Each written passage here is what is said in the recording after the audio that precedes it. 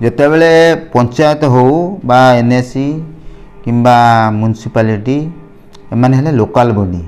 Local बॉडीर तांकर निजस्व आय पाई विभिन्न प्रकार कर माध्यम कर धार्य करिथांती। सेथि मध्यरु होल्डिंग टैक्स गोटे।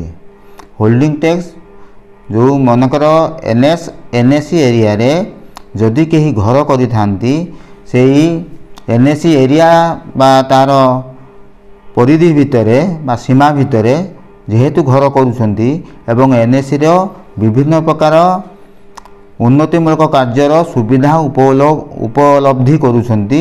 तेणु घर करिथिबारु तांकु कर आकार रे किछि एनएसी को देई थांती। तेणु ए होल्डिंग टैक्स बा घर कर घर पाई कर जेहेतु से घर करिछंती एवं से घर पाई से माने एनएसी रो जागा को उपयोग करुछंती। तेणु सेथिपाई कर धार्य करा जाए एवं एही कर से माने वार्षिक करा जाए एवं प्रति मास को धार्य करा जाए।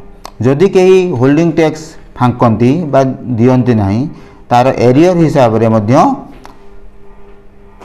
इंटरेस्ट सह दबाकू से माने बाध्य। जदि इंटरेस्ट सह न दियंती ताहाले सर्टिफिकेट केस माध्यम रे मध्य एनएसी लोकों पाखरु आदाय करिवार नियम उपलब्ध अछि।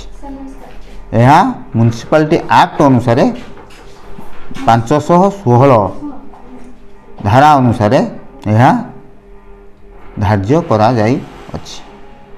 एवं जेहेतु रेमुना एनएसी नूतन करी आरंभ होईछि यार प्रथम होल्डिंग टैक्स वैल्यूएशन टीम जोटा कि सरकार द्वारा नियुक्त होइछन्ती एवं से माने सरकार विधि अनुसार बा नियम अनुसार घर घर बोली सर्वे करी तांकर एरिया अनुसार केते प्लिंथ एरिया अनुसार से मानक नियम अनुसार कर धार्य करिसेंती।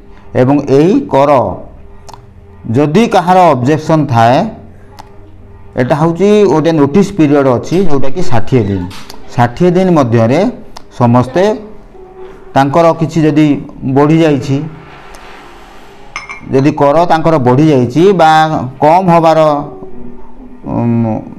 से माने जानती सेही अनुसार से माने 60 दिन भितर ऑब्जेक्शन देई परिबे एवं तार सुनानी होबो। ऑब्जेक्शन जदि जेन्युइन ताहे विचार करा जिवो। जदि ऑब्जेक्शन कोनोसी यथार्थता न थाए तेणु जहाँ से माने धार्य करिसेंती सेही अनुसार से माने कर देबे।